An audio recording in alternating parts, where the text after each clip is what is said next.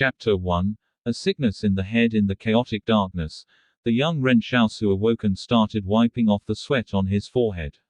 Then he looked towards the boy of around 14 who was standing at the door. Luyuan, did anything happen?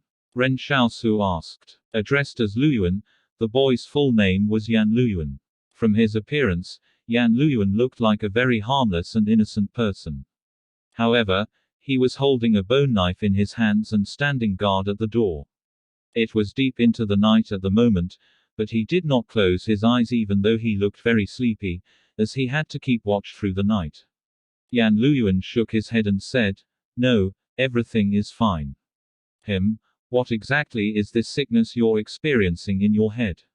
Even the town's doctor can't diagnose what's wrong with you. You don't have to worry about such things. What I'm experiencing is not a sickness. Ren Xiaosu said firmly, "It'll be dawn soon, and I'll be going out to hunt. You should sleep for a while so that you can get up in time for school." Okay. Yan Luyuan nodded, glum. But what's the point of studying in a wasteland like this? It will be useful for you in the future, Ren Xiaosu said in an irrefutable tone. I want to go out to hunt too. Yan Luyuan pouted. Who's going to keep watch at night if something happens to you? Me. Who's unconscious? Ren Xiaosu stood up and prepared to go fetch water from the town center as it was less dangerous to do so after dawn broke. During the night, it was a lawless land out there. Ellipsis. Dark clouds were building up without rest in the cloudy sky. A drop of acid rain eventually fell from above. It got blown about by the strong winds and finally landed in front of Ren Xiaosu. Ren Xiaosu was lying on the ground in the wilderness. He frowned and felt that he was a little unlucky today as the acid rain arrived before his prey appeared. Someone mentioned that he must be careful of the beasts while moving around in this wasteland. But Ren Xiaosu felt that the person left everything else unspoken, because many things could still kill a person out in this wasteland. One of them was the acid rain. However, Ren Xiaosu still did not make a move. If he couldn't catch some game today, he and Yan Luyuan would starve to death before they could die from the disease caused by the acid rain. Ren Xiaosu's eyes popped when he heard a bird's wings flapping. However, the rhythm of his breathing did not change. Ren Xiaosu had used a tree branch to prop up a black cauldron and scattered some black breadcrumbs underneath it a short distance ahead of himself. That large bird landed beside the cauldron and looked around sharply with an alert gaze. The size of the bird was not that much smaller than the cauldron, in fact. As it stood in the same spot preening its feathers, Ren Xiaosu did not make a move and continued waiting. The bird finally seemed to let its guard down as it started sneaking towards the cauldron as a thief would. However, when it entered into the boundary under the cauldron and was about to lower its head to peck on the breadcrumbs, Ren Xiaosu pulled hard on the rope in his hand. Right after, the young man jumped up and rushed towards the cauldron like an unbridled wild donkey. Before the large bird could flip the cauldron over, he mustered all of his strength and used his body to pin down the cauldron. Phew! Ren Xiaosu heaved a sigh of relief as he had waited an entire night just to catch this sparrow. Fortunately, his efforts had not gone to waste today, especially since such good opportunities were hard to come by. Clattering came from inside the cauldron as the struggling sparrow batted its tough wings against it. At this moment, the short melody of the clock striking the hour rang from the refugee stronghold. Ren Xiaosu turned around and looked at the town. He wondered when he could finally bring Yan Luyuan to live inside the stronghold. To Ren Xiaosu, the people living in the stronghold were fortunate because they did not have to face the dangers of the wastelands. However, not just anyone could enter that place as they wished. Right at this moment, the activity in the cauldron quieted by a lot. He let out a sigh and checked if the ragged cloth was wrapped firmly around his hand. Then Ren Xiaosu slowly lifted the cauldron up to create a tiny opening and put his hand in. He attempted to grab hold of the large sparrow by its legs. However, life was not always that smooth sailing. Ren Xiaosu yelped right after putting his hand under the cauldron. Ren Xiaosu pulled out his hand and had a look at his palm.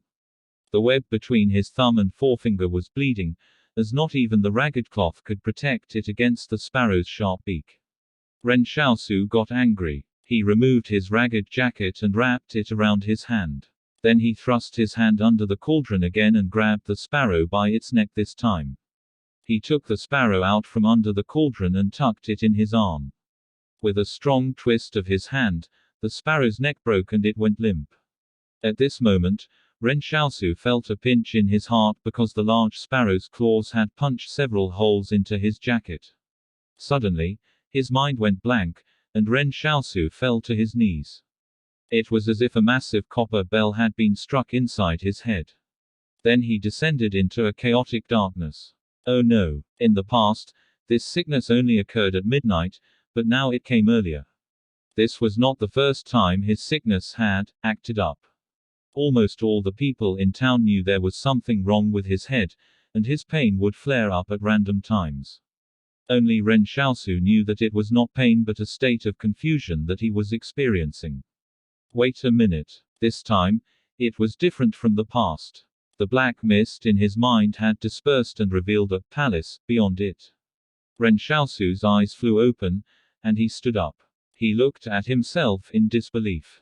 I came to this quickly. He originally had a chance to get a closer look at the palace's appearance, but he knew better.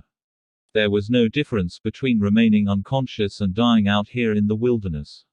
Right now, he had to rush back to the town that was situated outside of Stronghold 113 before the heavens opened up with the acid rain. Ren Xiaosu tied the sparrow's legs together and slung it over his shoulder. Then he lifted the big cauldron and inverted it onto his head before running away. Pitter-patter. Raindrops started falling on the cauldron. The cauldron had turned into his umbrella. Before he could run far, however, the silhouette of a person holding a bone knife stood in his way. Give your catch to me. But before the person could finish his sentence, he saw a big cauldron swinging in closer and closer, until it smacked into his face. Damn! The robber fell backwards. He had not expected Ren Xiaosu's attack to be that swift. And it was so forceful too. Then he saw Ren Xiaosu lower the pot before swinging it back up and placing it over his head to use as an umbrella, all in a single, continuous motion. The robber had not even fallen to the ground, yet Ren Xiaosu was already running off into the distance. The robber laid on the ground facing the sky as the acid rain came down. It was a little painful and stung his face. There was something about this that he could not understand. In most situations, shouldn't there be some interaction between them? Just how many times had this young man encountered a similar situation to react so instinctively? Something was not right. He could hear that young man's footsteps approaching again. The robber hurriedly sat up and turned around to look. He discovered that the young man was coming back to him. Ren Xiaosu had not planned to return, but he distinctly heard a voice reverberate from the palace in his mind, "Quest, gift your catch to someone else." Who said that? Ren Xiaosu turned around and walked back to the robber with some uncertainty. The robber said in panic, "Let's talk this over." Hey, that's not right, I'm the victim here. Ren Xiaosu sized up the robber. He noticed that there were no others nearby. You want this sparrow? Ren Xiaosu asked. The robber's eyes lit up. I do. Here, take it. Ren Xiaosu stuffed the sparrow into the man's arms without explaining himself. That unfamiliar yet neutral voice intoned again, "Quest complete. Awarded. Basic skill duplication scroll. You may use it to learn another person's skills." Ren Xiaosu was stunned, because he could feel a leather parchment appear within his mind. A skill duplication scroll that he could use to copy another's skills. Like hunting, survival, or some other skill. The robber hugged the large sparrow tightly in his arms and began to express his gratitude. You're a good person. Before he could finish speaking, he saw Ren Xiaosu grab the sparrow back before leaving again. The robber was confused. He stared at Ren Xiaosu's receding figure as he scurried away. The heck is this guy? What is he after?